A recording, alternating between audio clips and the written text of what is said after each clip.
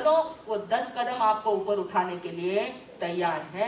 इस प्रकार की भावना हमें अपने दिल से भानी है। भाइयों और बहनों, समय का अभाव है, इसलिए हम क्या करते हैं, गाथा देखते हैं।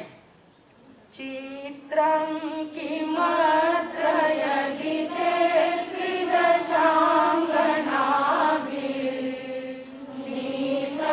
मनागविमनो न विकारमार्गम् कल्पान्तकालमरुता चलिताचलेन किं मन्दराद्रिशिखरं चलितं कदाचित्। क्या कहा? किम्मंदराद्र शिखरम चलितम कदाचित। कदाचित यानी थोड़ा सा भी। ऐसा होता है जैसे अभी 4 दिन पहले यहाँ भूकंप आया था, थोड़ा सा आया था, बड़ी जोरदार आया, जब भाई पाटे हिल गए हमारे ऐसे, हाँ सब जाग गए थे, बाकी लोग सड़क पे आ गए थे। अभी की बात है, वो क्या हो गया, हिल गया था, अच्छी तरह से हिला, सब जाग गए। 3:18 पर 17 मिनट पर वो भूकंप आया था। तो ये भूकंप यहाँ आ सकता है, अन्यत्र आ सकता है, मेरू पर्वत में नहीं आ सकता। हम लोग विचलित हो सकते हैं, भगवान आदिनाथ की आत्मा वो तो विचलित होने से रही, कितनी भी वहां पर अप्सराएं आ जाएं, उन पर कोई भी प्रभाव नहीं पड़ता। इसी का मराठी अनुवाद पढ़ेंगे। पहले मैं बोलती हूँ, आप बोर्ड पे देखिए या ध्यान से सुनिए। दिव्यांगना सबघुनी तव चित्त थोर, दिव्यांगना सबघुनी तव चित्त थोर, आश्चर्यकाय ढळले नानु विकार, आश्चर्यकाय ढळले नानु विकार, कल्पांत वायुगतीने हलतील शैल, कल्पांत वायुगतीने हलतील शैल, तो मंदराद्री कधीही न मुळी हलेला, तो मंदराद्री कधीही न मुळी हलेला। हो मंदराद्री मुळीच हालणार नाही हो, थोडं सुद्धा, थोडाही भूकंप तिथे येत नहीं।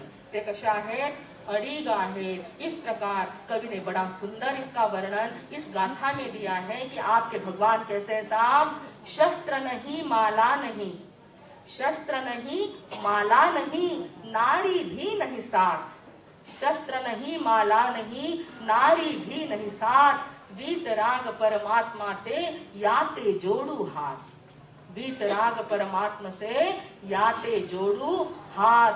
आपके साथ ना तो कोई शस्त्र है, अन्य देवी देवताओं में हम देखते हैं, देवलोक में रहने वाले देवी और देवताओं के हाथों में भी क्या है, किसी के हाथ में शस्त्र है, किसी के धनुष है, किसी के गदा है, परंतु प्रभु आपके हाथ में तो ना कोई शस्त्र है और ना कोई नारी, ना कोई पत्नी आपके साथ में है, कड़क ब्रह्मचारी ऐसे आप हैं। शस्त्र नहीं माला नहीं, नारी भी नहीं साथ, वीतराग परमात्मा को याते जोड़ू। इसलिए हाथ जोड़ते हैं भाई और बहनों कि कभी न कभी ऐसा हमारा भी पल आए, ऐसा जीवन हमारे अंदर आए। ऐसा कहते हुए उसी श्लोक का अनुवाद राजस्थानी में जो किया गया है वो भी जरा देखें, क्योंकि बहनें कौन सी आई हैं, राजस्थानी आई, भले जलगांव मालेगांव से, पर आए कहाँ से अपन सब लोग, अपना स्वाभिमान और अपना गौरव तो हमें होना ही चाहिए। तो कहा है उन्हें, रिझा सके नी थने अप्सरा, रिझा सके नहीं थने अप्सरा, इनमें नहीं अचंबो भारी, रिझा सके नी थने अप्सरा, इनमें नहीं अचंबो भारी, हिला सके कद मेरु शिखर ने, हिला सके कद मेरु शिखर ने, पवन वेग वो प्रलयंकारी, प्रलयंकारी कल्पांत काल ऐसा प्रलयंकारी पवन भी आ जाए तो मेरू पर्वत हिलता नहीं। प्रभु परमात्मा बीतरा आपके सामने चाहे जितने प्रलोभन आ जाए आप हिलने वाले नहीं हैं। इस प्रकार आपकी शक्ति कुछ कुछ हमारे अंदर आ जाए ऐसी भावना हम भाते हैं। हमारे मानतुंगाचार्य ने हमको प्रेरणा दी है कि जब जब आप ये गाथा पढ़ेंगे 15वीं, उस समय अपने मन के अंदर संसार में रहते हुए भी वैराग्य की भावना लाएं, फिर विरक्ति की भावना लाएंगे तो भाइयों और बहनों हमारे भक्ति का जल नदी में आ जाएगा तो हमारे जीवन की नाव उस पार लग जाएगी। जल्दी से जल्दी आपकी और हमारी नाव जो है परले पार लगे, इसी शुभ मंगल की कामना में विराम लेते हैं।